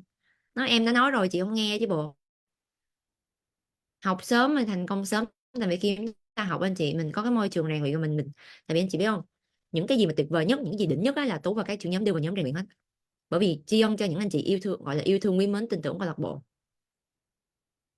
Cho nên là cái gì mà ngon là đưa vô nhóm rèn luyện hết anh chị nha. Nên tại sao tất cả những anh chị mà có kết quả lớn ấy lên chia sẻ ăn mừng thành công của câu lạc bộ toàn là những anh chị học trong nhóm rèn luyện. Nói như vậy không có nghĩa là chúng ta học bên ngoài không có kết quả anh chị nha.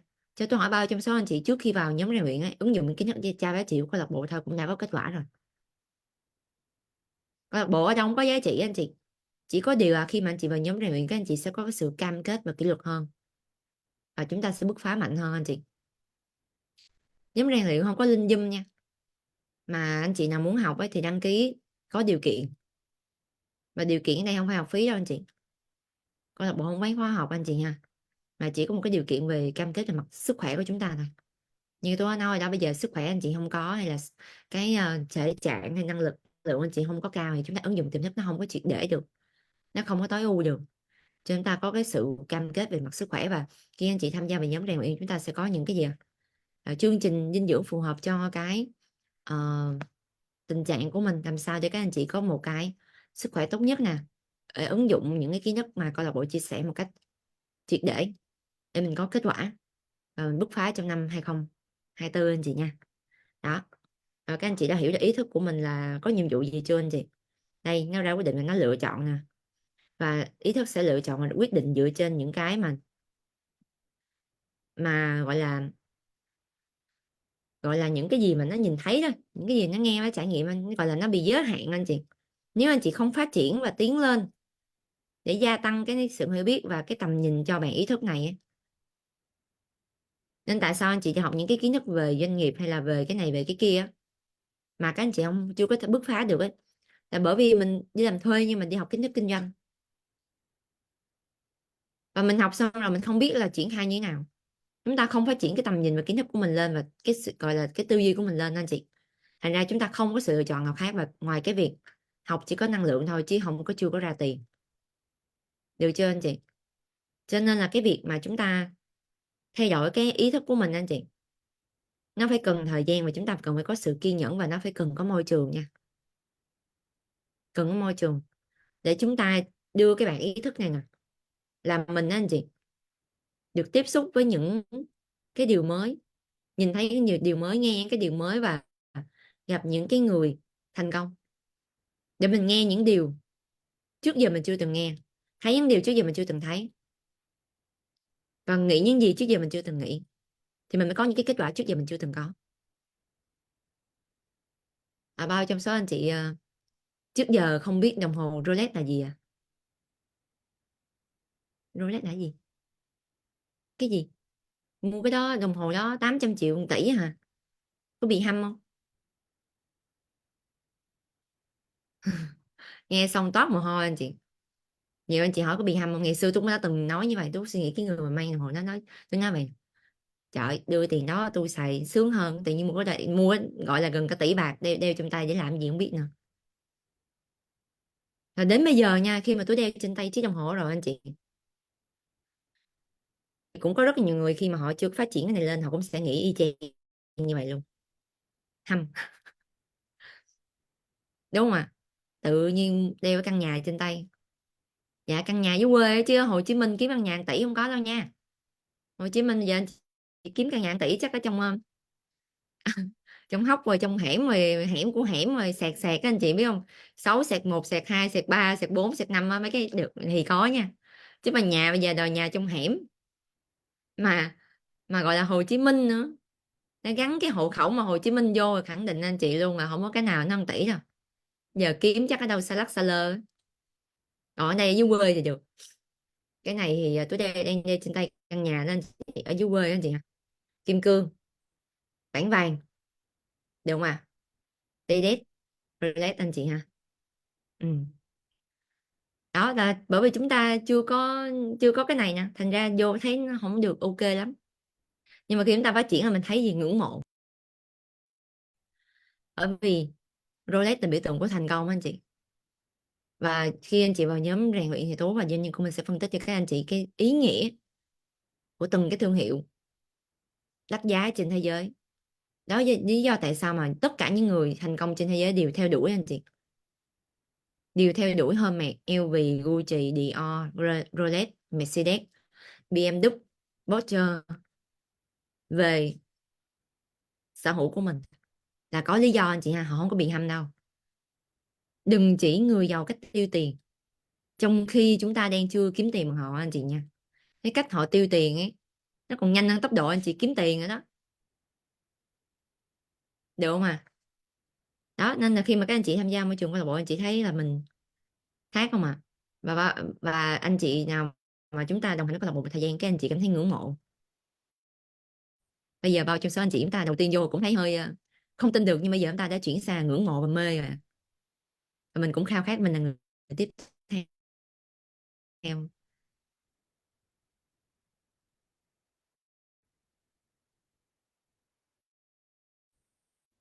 Năm nay thì tôi là mua thêm một mua trần anh chị.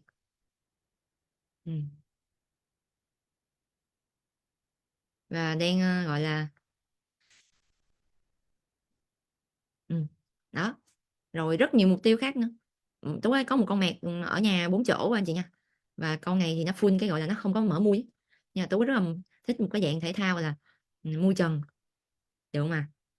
Nên là các anh chị chúng ta sẽ cùng chào đón những siêu phẩm của câu lạc bộ mình anh chị. Thì trong tháng tới năm nay câu lạc bộ mình sẽ mua thêm xe, ví dụ doanh nhân chị Bảo Châu thì mua thêm xe mẹt, hôm qua mới hỏi Tú làm ngày để lấy đấy, tôi bảo là chắc là tầm tại vì tháng 3 cuối trong tháng 3 thì tôi đi cho anh chị, tôi đi cho để đi học, tôi vừa đi học vừa đi chơi Bồ Đào Nha, nên là Tú không có ở Việt Nam thì tôi có nói với nhân Bảo Châu không đợi tháng 4 em về lấy luôn, tuyệt vời không ạ? Đó, siêu hạnh phúc anh chị nha, hạnh phúc khi mà mình thấy là những cái người mà những học viên đầu tiên của câu lạc bộ mình đã đi cùng học tập và ứng dụng kiến thức câu lạc bộ chia sẻ mà có kết quả, thì đó là một cái điều mà Tú cảm thấy rất là tự hào và rất là hạnh phúc luôn, được không ạ? Và các anh chị yên tâm đi, cái kết quả của Tú ngày hôm nay là tương lai của anh chị đây. Các anh chị nên nhớ là Tú bắt đầu cái hành trình này đến năm nay nha anh chị ha, là năm thứ 5 rồi, nghĩa là trong 5 năm 2024 rồi năm thứ 5 nha, nghĩa là trong 4 năm vừa qua là Tú đã có cái sự phát triển và đã có cái sự rất là nghiêm túc, và mình đã đã gọi là gì, hành động rất là mạnh mẽ. Còn ví dụ như doanh nhân Bảo Châu là 3 năm rồi anh chị, nên là chúng ta phải hiểu rằng là phải nhìn thấy cái tầm, chúng ta có cái tầm nhìn, và mình cần phải biết được rằng là để mà họ có được thành công này á là họ đã rất là nỗ lực, chứ không phải là chúng ta, các anh chị biết hành động nha, chứ không phải là các anh chị cứ nói 3 năm mình sẽ có kết quả như vậy thôi, mình cứ ở trong đây 3 năm đi. Có rất là nhiều anh chị chúng ta sáng nay các anh chị bóc được cái thông điệp là gì thông điệp anh chị bóc được sáng nay là gì, anh chị của mình cũng chat đi ạ.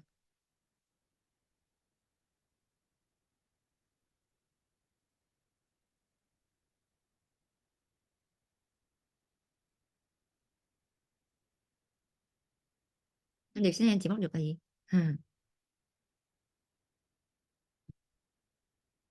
Anh chị nhớ có một cái thông điệp nha, tương lai không phải là một lời hứa, nên chúng ta đừng có thấy là vâng Nếu anh chị nào bắt đầu thông điệp tương lai không phải là một lời hứa, có nghĩa là sao anh chị biết không? Là chúng ta cần phải hành động mạnh mẽ lên. Chúng ta đang suy nghĩ theo góc độ là 3 năm nữa mình sẽ có kết quả giống như cái doanh nhân đó. Nhưng mà nếu trong 3 năm đó các anh chị không hoàn thành xuất sắc mục tiêu ngày, không hoàn thành xuất sắc mục tiêu tuần, không hoàn thành xuất sắc mục tiêu tháng, thì không có chuyện gì, thì sẽ không hoàn thành xuất sắc mục tiêu năm. Và 3 năm trôi qua không có gì hết. Nên là tại sao có rất là nhiều anh chị nha, phát triển cùng thời điểm với doanh nhân Bảo Châu, nhưng mà doanh nhân Bảo Châu thì mua ô tô, còn mình thì vẫn chưa. Mình cứ suy nghĩ mình cũng đi 3 năm cùng thời điểm với bạn đó mà, nhưng sao giờ mình không có gì hết? Là bởi vì trong vòng 3 năm đó, một người ảo tưởng, một người thì hành động. Ảo tưởng là sao? Chị cũng vào Zoom mà, chị cũng chế livestream, cũng đọc sách, cũng tham gia nhóm rèn luyện, chị cũng học về video marketing, chị cũng có làm video, chị cũng có làm livestream, chị cũng có đi kinh doanh.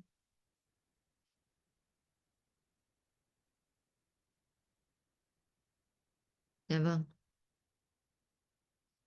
Và cuối cùng thì 3 năm sau người ta thì mua ô tô, mình thì không có gì hết, được không ạ? Và trong số anh chị ta nắm ở chỗ này, không phải mình có nghĩa là mình cứ nói là mình ở trong đây 3 năm là mình có ô tô, cái mình cũng suy nghĩ là 3 năm mình có ô tô. Nhưng tôi đã thấy rất là nhiều người anh chị, có những anh chị họ còn mua ô tô sớm hơn rất là nhiều luôn á. Như bản thân Tú nè, Tú là 1 năm rưỡi anh chị nha, 1 năm rưỡi.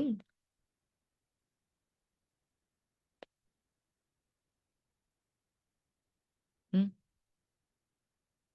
Nên là tốt nhất là mình đặt ra mục tiêu là mình phải hành động, quan trọng là hành động mạnh mẽ anh chị.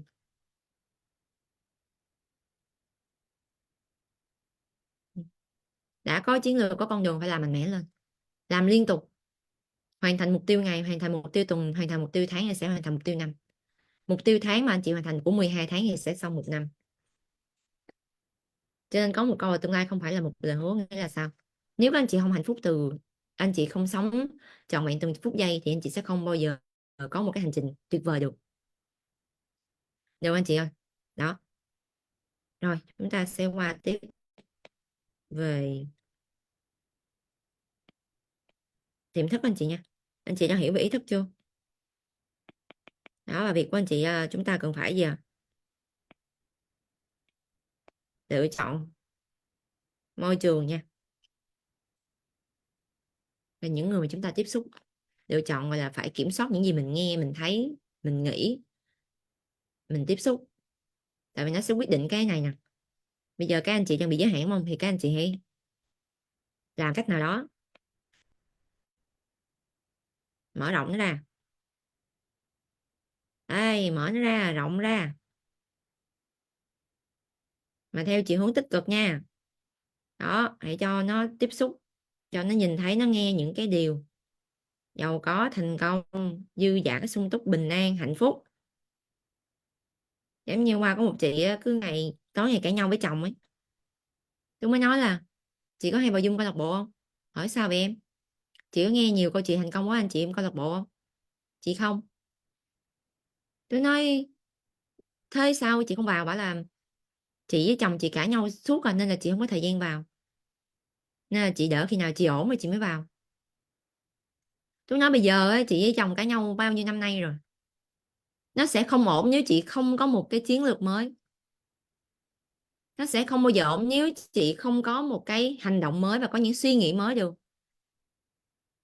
Cứ cãi hoài, đụng là cãi, không gặp gặp cũng cãi, xa là nhớ mà gần nhau là cãi anh chị, đúng không ạ? Nó nói bây giờ nếu mà chị đợi là chị hết cãi rồi chị mới vào, thì bây giờ chị có chiến lược nào để chị với anh hết cãi nhau không? Chị bảo có. Chị câm nín nghe tiếng anh cả anh la thôi. Tôi nói thế ngày xưa thì sao? Ngày xưa chị cãi lại, thế bây giờ tại sao chị lại không không cãi lại? Tại chị nghe em nói là hãy bình tĩnh. Trời ơi, mà ngồi nghe nghe chửi suốt luôn anh chị. Thế là chiến lược này nó do chị tự. Tôi hỏi sao ai chị cái chiến lược này vậy? Chị nói em, tôi nói không có nha, em chưa bao giờ nói cái câu đó nha. Em nói là chị nên thực hành là biết ơn. và chị nên bắt đầu theo dõi cái cảm nhận của mình, chứ tôi kêu chị im mà nào. Anh chị thấy là nói đằng làm nẻo không? Tôi nói bây giờ nếu mà chị không vào Zoom ấy, chị nghe những cái suy nghĩ mới, những cái cách làm mới của những người đang có gia đình hạnh phúc nè, thì chị mãi dậm chân tại chỗ đó thôi, chị không có một cái dữ liệu nào để mà chị theo dõi cái kết quả hiện tại hết. Bao trong số anh chị hiểu chỗ này à? Nếu có nhiều anh chị bảo là em ơi bây giờ chị chưa dương về tài chính nên đợi chị dương chị mới vào học. Thế khi nào chị dương? Làm thế nào để chị dương, chị chỉ em nghe xem. Chị cũng chưa biết nữa. Chị biết gọi là cầu trời khẩn Phật, rồi chị ước mơ, chị nguyện, rồi chị mong hy vọng là. Thế chị như vậy bao nhiêu lâu rồi? Cái tình trạng chị như vậy 5 năm mà đúng không? Nếu mà có chiến lược chị có lâu rồi, đâu cần phải ngồi đây đâu. Mình bị rối cái xong mà cảm xúc của mình nó không có ok, cái xong mình cứ bảo là mình khi nào cảm xúc mình ok thì mình học khi nào ok, không có ngày ok đâu. Nếu anh chị không bắt đầu có những cái chiến lược và có những cái dữ liệu để chúng ta, và có những suy nghĩ mới để có những hành động mới, thì không có cái chuyện gì xảy ra trong cuộc đời của mình đâu anh chị nha. Anh thay vì nằm bẹp dí ở đó, thay vì mình lý do ở đó anh chị, các anh chị nên vào học để mình xem có thể mình được thông qua những cái câu chuyện thành công của các anh chị trong nhóm, cũng gia đình cũng không được hòa hợp nè. Bây giờ người ta hòa hợp, người ta đã hòa hợp bằng cách nào? Có những người họ chưa dương về tài chính. Bao trong số anh chị đã nghe câu chuyện của chị Ngô Thanh nè, rồi bế tắc luôn anh chị. Thời điểm đó là coi như là không có một cái phao nào để mà, không có một cái gì đó đưa tay ra để mà kéo chị lên luôn ấy. Nhưng anh chị thấy bây giờ vừa dương tài khoản, vừa có tài sản, vừa có nhiều sổ tiết kiệm, tuyệt vời không à? Chỉ xong 1 năm rưỡi anh chị nha, cùng đồng hành với câu lạc bộ. Tại vì chị Ngô Thanh đã cho phép bản thân mình được tiếp xúc, được nạp, được nghe, được thấy những cái điều, những cái dữ liệu mới, những cái chiến lược mới để ra những kết quả mới. Còn mình cứ làm, mình cứ suy nghĩ cũ, mình hành động cũ, mình đâu kết quả mới đâu ra. Đúng rồi, rất đúng anh chị ơi. Nếu mà cái tình trạng hiện tại của anh chị biết cách giải quyết rồi á, thì các anh chị đã giải quyết được lâu rồi, chứ các anh chị cần chi tìm câu lạc bộ, các anh chị cần chi phải khao khát mà câu lạc bộ, gọi là các anh chị gặp được câu lạc bộ, đúng không ạ? Nên mình cứ ngồi đó mình bấu víu cái chỗ này nè, xong rồi bảo học không học, bảo đọc không đọc, bảo chép không chép, xong cứ hỏi em ơi làm sao đây, em ơi giúp cho chị với, em ơi thế này thế nọ thế kia. Thế hỏi chép livestream chưa, học Zoom chưa, đọc sách chưa? Cái bảo là chị đang gặp cái này, tâm trí của chị tụt năng lượng nên chị không có năng lượng để học. Nhưng qua có chị kia kìa, tôi hỏi chị học tập sao rồi? Chị đang tụt năng lượng em ơi, chị đang không vui. Hỏi sao không vui? Chị đang chưa có dương về tài chính, chắc một mình chị không dương ấy, đầy người ngoài kia không dương ấy. Như trước tôi nói anh chị về cái góc nhìn, anh chị nhớ không? Hãy nghĩ về hạnh phúc của bản thân ấy, chứ đừng nghĩ về những cái bất hạnh mà bất kỳ ai cũng phải trải qua. Nhưng bởi vì những cái người mà người ta tâm lý mà người ta gọi là không có được mạnh á anh chị, không có được vững, là do cái sự hiểu biết và cái tầm nhìn người ta nó không có được mở rộng. Thành ra người ta cứ bị đứng ở đây nè, và người ta cứ suy nghĩ rằng là cả thế giới là đang quay lưng với mình, những cái điều tồi tệ nhất là dành cho mình. Nhưng họ không thấy được rằng ngoài kia còn có những điều mà nó kinh khủng hơn. Đúng không? Mà tôi có phân tích anh chị trong Zoom tối đấy, các anh chị thấy mình may mắn hơn rất là nhiều người không? Cho nên là khi mà tôi đứng trước một cái thử thách, một cái vấn đề nào đó trong kinh doanh hay là trong cuộc sống của mình, tự nhiên tôi cứ nhớ là những cái điều mình đã trải qua anh chị, những gì mình đã thấy, những gì mình đã được nghe, mình cảm thấy mình cực kỳ may mắn luôn, quá là may mắn anh chị. Riêng cái việc chúng ta sinh ra trong cái thời kỳ này thôi là đã làm rất may mắn rồi. Chứ tôi hỏi các anh chị nha, nếu anh chị sinh ra trong cái thời kỳ của bố mẹ mình, ok vẫn ok, nhưng thời kỳ của ông bà mình thì các anh chị có biết smartphone là gì không? Các anh chị biết TikTok là gì không? Các anh chị biết YouTube là gì không? Facebook là gì không? Và các anh chị biết như thế nào là ước mơ hoài bão là gì không? Sống phi thường là như thế nào mà? Sống ngoại hạng là như thế nào không? Sống ý nghĩa là như thế nào không?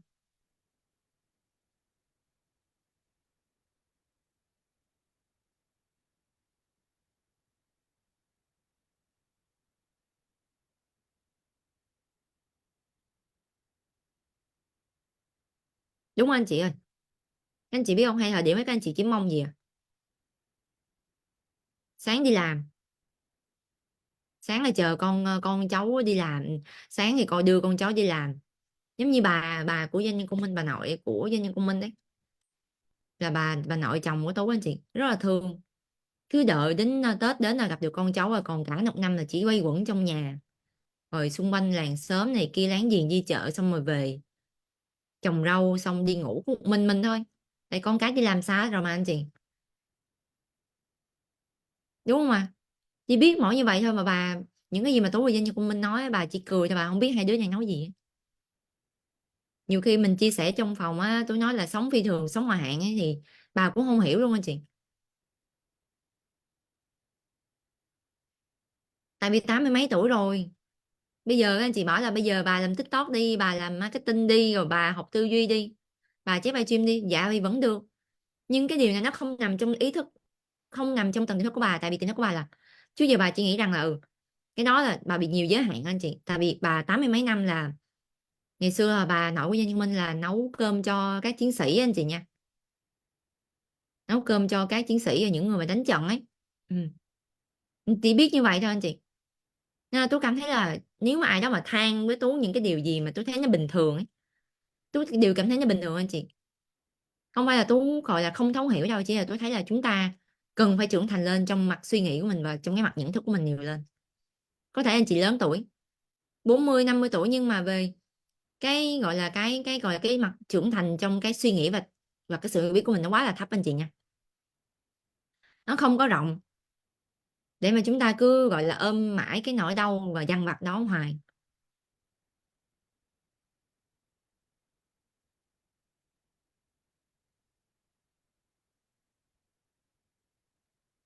Đúng không ạ?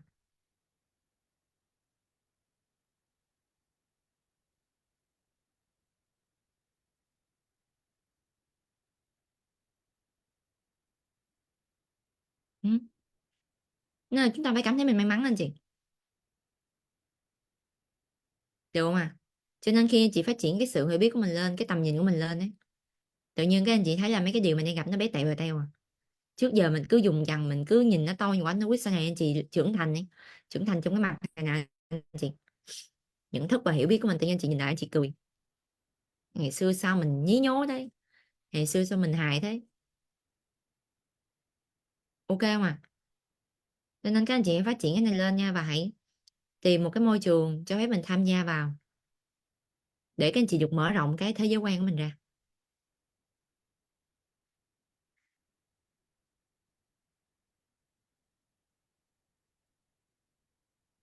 Hết giờ anh chị, nói về tiềm thức thì nó phải kỹ lắm, nên chúng ta sẽ kết thúc ở cái chỗ này nha. Ngày mai tôi sẽ phân tích tiếp với các anh chị về phần tiềm thức và những cái kỹ thuật để chúng ta có thể ứng dụng, được không ạ? Rồi ok, nên là các anh chị chỉ cần nắm ngày hôm nay là ý thức ấy, là mình nè, là mình lựa chọn là đọc sách gì, lấy người chồng thế nào nè, mua cái nhà ra sao nè, sở hữu những cái gì nè, nó phụ thuộc vào những cái gì mà các anh chị có đồng ý với Tú là có phải là những cái gì mà các anh chị lựa chọn ngày hôm nay là do bên trong anh chị thấy không? Là tiện anh chị nghĩ tới là mình mua xe gì ta, tiện đầu tiên chị nhận gọi là hiện hữu lên xe máy hiệu gì là anh chị hiện lên đầu tiên, là tại vì anh chị thấy xung quanh nhà mình ai cũng xài xe đó hết. Hay lấy người chồng cũng vậy, mình chỉ cần người chồng mà thương mình thôi, bởi vì mình thấy là chị mình hay họ hàng nhà mình á, là lấy cái người chồng mà chỉ cần thương mình thôi là ok rồi, còn mình làm kinh tế thì giống như rằng mình lấy gì chàng luôn. Ừ.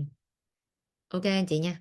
Rồi Tú sẽ chúng ta sẽ kết thúc buổi Zoom sáng hôm nay anh chị. Rất là cảm ơn tất cả anh chị đồng hành cùng Tú và câu lạc bộ trong buổi sáng hôm nay. Các anh chị chúng ta sẽ tự rắc bụi phép màu cho ngày mới và viết ít nhất 10 điều biết ơn nha. Nhớ duy trì cái thói quen này, được không ạ? Rắc bụi phép màu cho ngày mới và viết ít nhất 10 điều biết ơn. Sau đó mình muốn làm gì làm. Còn nếu anh chị nào chúng ta giờ phải di chuyển đi làm ấy, thì cứ rắc bụi phép màu cho ngày mới đi. Rồi đến nơi làm việc hãy viết ít nhất 10 điều biết ơn. Được không anh chị ơi? Rồi, cảm ơn anh chị rất nhiều đã đồng hành cùng Tú và câu lạc bộ trong buổi sáng hôm nay. Chúc tất cả anh chị của chúng ta có một buổi sáng truyền năng lượng, thành công, giàu có, hạnh phúc, khỏe mạnh, trọn vẹn. Và chúc chúng ta hoàn thành xuất sắc mục tiêu tài chính tháng 2 của mình nhé. Và tất cả mục tiêu mình đặt ra trong năm 2024. Rồi, xin chào và tất cả anh chị. Bye bye. I love you.